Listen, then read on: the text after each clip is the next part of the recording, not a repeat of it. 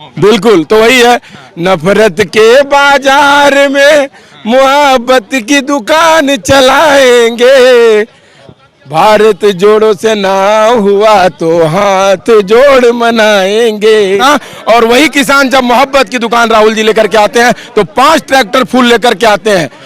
5 tractor, एक tractor पे 4 quintal फूल था, 5 ट्रैक्टर पे 20 क्विंटल फूल लेकर के फूलों की दुकान लगा दिए थे मोहब्बत की दुकान में। बहुत पशोपेश में है। मुसलमानों ने समाजवादी पार्टी को इस बार इतना वोट दिया जितना 30 साल में जब से वो बनी थी नहीं दिया था।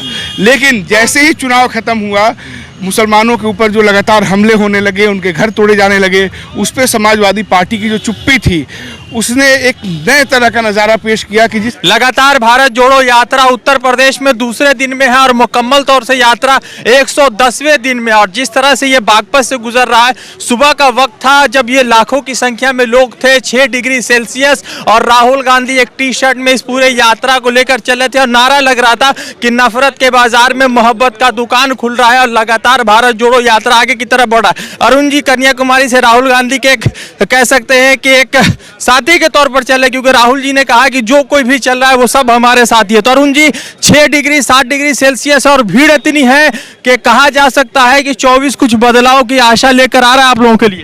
देखिए, ये उत्तर प्रदेश ने संदेश दे दिया है। उत्तर प्रदेश की जनता जब मोहब्बत न्यौछावर करती है तो पुरजोर तरीके से करती है। ये मोहब्बत का ही असर है। राहुल जी ने कहा था नफरत के बाजार में हम मोहब्बत की दुकान ला रहे हैं, और देखिए किस तरीके से उनके लोग मोहब्बत को फैला रहे हैं। उत्तर प्रदेश ने पुरजोर तरीके से मोहब्बत का जो है आगाज जो राहुल जी ने किया उसका साथ दिया है, और इसका ये प्रमाण है, लाखों की संख्या साथ में है। आज किसान जो है वो 5 ट्रैक्टर फूल लेकर के राहुल जी का स्वागत के लिए आया था। ये वही किसान है जो बॉर्डर पे इसी सर्दी में तत्कालीन सरकार जो है उसके विरोध में बैठा था, क्योंकि वो काले कानून जो सरकार लाई थी वो किसानों को मंजूर नहीं था, इस देश को मंजूर नहीं था। इनके ऊपर जबरदस्ती थोपा गया था, नफरत के तरीके से थोपा गया था। और वही किसान जब मोहब्बत की दुकान राहुल जी लेकर के आते हैं तो 5 ट्रैक्टर फूल लेकर के आते हैं। 5 ट्रैक्टर, एक ट्रैक्टर पे 4 क्विंटल फूल था, 5 ट्रैक्टर पे 20 क्विंटल फूल लेकर के फूलों की दुकान लगा दिए थे मोहब्बत की दुकान में। अच्छा, ये बताइए कि ये जो है किसानों का बेल्ट है। राहुल गांधी ने जब 3 कृषि कानून आए थे तो राहुल जी ने कहा था कि ये सरकार को वापस लेना पड़ेगा, और सरकार ने वापस लिया। तो किसानों का कितना समर्थन मिला? फूल बरसा दिया, अच्छी बात है, समर्थन कितना? नहीं, ये तो किसान का ही समर्थन है ना, स्थानीय लोग ही तो चल रहे हैं। ये जो आपको दिख रहे हैं हजारों लोग, ये कौन है? ये यही के लोग हैं, स्थानीय लोग हैं, और ये समर्थन ही तो है कि हम आपके साथ। और इसके पहले भी किसान नेता ने कहा है कि राहुल जी ने किसानों के हित में हमेशा, सरकार थी तब भी, सरकार नहीं है तब भी, सरकारों के हित में कार्य करते हैं, ये किसान नेताओं ने कहा है, और ये प्रमाणित है, आप देख सकते हैं। तो भारत जोड़ो यात्रा आरएलडी बेल्ट से, जैन चौधरी के बेल्ट से गुजर रहा है, तो कितना जैन चौधरी के समर्थक राहुल जी के साथ है? नहीं, राहुल जी के साथ तो देखिए, कन्याकुमारी से लेकर कश्मीर तक जो प्यार जनता ने दिया है उसका आभार व्यक्त करते हैं हम। पूरे देश की जनता ने अपना प्यार फैलाया है राहुल जी के लिए। और मैं वही कहूंगा, एक गाना था ना, झिलमिल सितारों का सावन होगा, है बिल्कुल, तो वही है, नफरत के बाजार में मोहब्बत की दुकान चलाएंगे, भारत जोड़ो से ना हुआ तो हाथ जोड़ मनाएंगे। शाहनवाज भाई, ये बताइए कि उत्तर प्रदेश में ये यात्रा चली गई है तो कितना कुछ बदला है, क्या भीड़ देखने को मिली? क्योंकि सीट के आंकड़ों में बहुत कम है यहाँ पर कांग्रेस की संख्या। देखिए, इस पूरी यात्रा में आपने देखा होगा जिस तरह से भीड़ आई है, उससे ये अंदाजा आप लगा सकते हैं, ये किसान बेल्ट है बेसिकली। तो किसानों में जो अनरेस्ट है, अगर आप कांग्रेस पार्टी की होर्डिंगों को भी देखेंगे तो उस पर हमने एमएसपी की बात लिखी हुई है। तो ये बेसिकली जो किसान नब्ज है, आप उस इलाके से गुजर रहे हैं और आप अंदाज़ा लगा सकते हैं कि किसानों में भाजपा को लेकर के किस हद तक नाराज़गी है। दूसरी चीज़, ये इलाका माइनॉरिटी बेस्ड भी है, कल भी आपने देखा। तो माइनॉरिटी का यहाँ पे निर्णायक रोल है, वो जिधर जाता है उधर चीज़ें बननी शुरू होती हैं। और जब 2009 में कांग्रेस पार्टी ने जब 22 सीटें जीती थी, हमारी यूपीए 2 की जब सरकार बनी थी, हाँ 21 सीटें, तो उस समय भी यही वो बेल्ट था जहाँ से कांग्रेस को सबसे ज़्यादा फ़ायदा हुआ था, वोट मिला था। तो हमको ये उम्मीद है कि हम उस पूरे इतिहास को फिर से दोहराएंगे। लेकिन इसमें जो सबसे इम्पोर्टेंट चीज़ है वो ये है कि आप रास्ते में देखे होंगे आरएलडी के लोगों ने बैनर लगाए हुए हैं हमारे स्वागत में। इसका मतलब कि जो महागठबंधन बना था समाजवादी पार्टी का, उसमें कहीं ना कहीं इस यात्रा के बाद दरार पैदा हुआ है।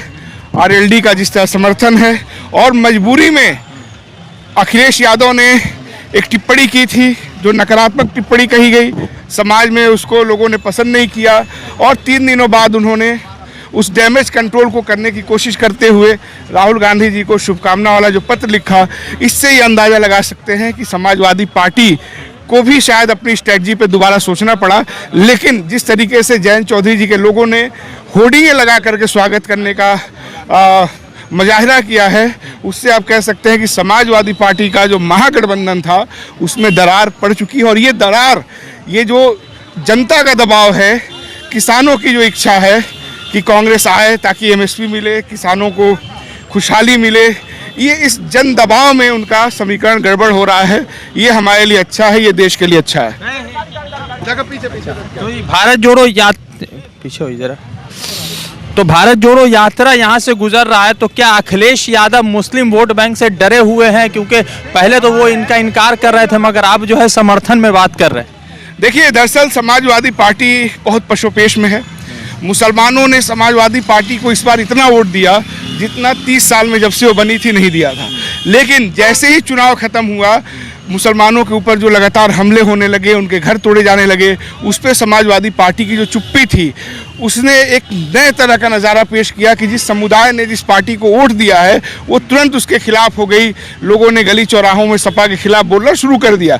तो जो सपा को वोट पड़ा था वो सकारात्मक कारणों से वोट नहीं पड़ा था, वो एक विकल्पहीनता में, मजबूरी में वोट पड़ा था। लेकिन जैसे ही कांग्रेस विकल्प बनने की तरफ बढ़ रही है, अगर आपने ध्यान दिया होगा अखिलेश जी का जो बयान था 4-5 दिन पहले, उन्होंने कहा था कि वो इस यात्रा में इसलिए नहीं जाएंगे कि भाजपा और कांग्रेस एक जैसी है। ठीक है, तो उन्होंने मुसलमानों को कहीं गुमराह करने की कोशिश की, क्योंकि ये जो सपा की तरफ मुसलमान गया उसके पीछे ये अफवाह था जो मुस्लिम समाज में सपा के लोगों ने, इससे पहले जनता दल के लोगों ने फैलाया था कि भाजपा और कांग्रेस में कोई अंतर नहीं है। जिस दिन आम लोगों को ये समझ में आ जाएगा कि अंतर है, और वो समझ में आने लगा है, क्योंकि लोग देख रहे हैं कि चाहे वो आजम खान का मसला हो, चाहे वो प्लेसेज ऑफ वर्शिप एक्ट का मामला हो, या कोई भी ऐसा मसला हो, उस पर सपा नहीं बोलती है, कांग्रेस बोलती है। तो कांग्रेस को लेकर जो सपा ने जो एक अफवाह फैलाई थी वो अफवाह खत्म हो रही है, और इसीलिए समाजवादी पार्टी को लग रहा है कि मुसलमान अगर कांग्रेस की तरफ चला गया तो उनको दिक्कत होगी। दूसरी चीज़ ये है कि भारतीय जनता पार्टी की जो असली ताकत है वो समाजवादी पार्टी और बहुजन समाज पार्टी जैसी पार्टियां हैं जो मुसलमानों के वोट बैंक को अपने पास इकट्ठा कर लेती हैं और बाकी जातियां इनके पास नहीं आती हैं। तो उससे क्या होता है कि मुस्लिम एक जगह आके कंसंट्रेट होकर के उसका वोट बेकार चला जाता है। यही वोट जब कांग्रेस में जाता है तो कांग्रेस पार्टी को सारी बिरादरियों के लोग वोट कर देते हैं और फिर भाजपा जैसी पार्टियों को हार का मुंह देखना पड़ता है। तो मुसलमान कितना सीटों पर, लोकसभा सीटों पर असर करता है उत्तर प्रदेश? देखिए, उत्तर प्रदेश के मैं कह सकता हूँ कि लगभग 90% सीटों पे वो असर डालता है। और ख़ासतौर से ये जो बेल्ट है, आप इसमें देखेंगे कि ये मुस्लिम जहाँ उनकी बहुलता है, जाट बेल्ट उस तरह से नहीं है जैसे पूरे उत्तर प्रदेश। ये गलत धारणा है। अगर आप गूगल पर भी जाके सर्च करें और बहुत सारे जो आंकड़े हैं सरकारी उसको भी देखें तो उत्तर प्रदेश में जाटों की जो कुल आबादी है वो 1.5% है। जाट लैंड कहा जाता है क्योंकि वो मजबूत लोग हैं, सत्ता में हैं, शासन में हैं, राजनीति में है। बेसिकली ये मूल जो एजेंडा है, ये जो मूल जो स्पेस है जिस पे अभी हम गुजर रहे हैं वो बेसिकली मुस्लिम बहुल इलाका है और इसी पे सबकी राजनीति टिकी हुई है। आप देखिए इस विधानसभा चुनाव में भी जो आरएलडी और सपा ने जो वोट लिया वो सिर्फ इसी बेल्ट से उसको मिला था। तो बेसिकली ये मुस्लिम बहुल इलाका है।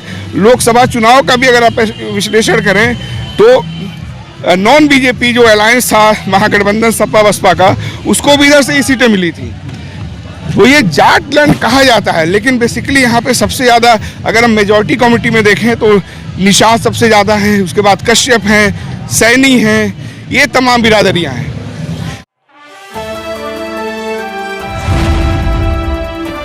द इंडियन खबर सच आपके सामने।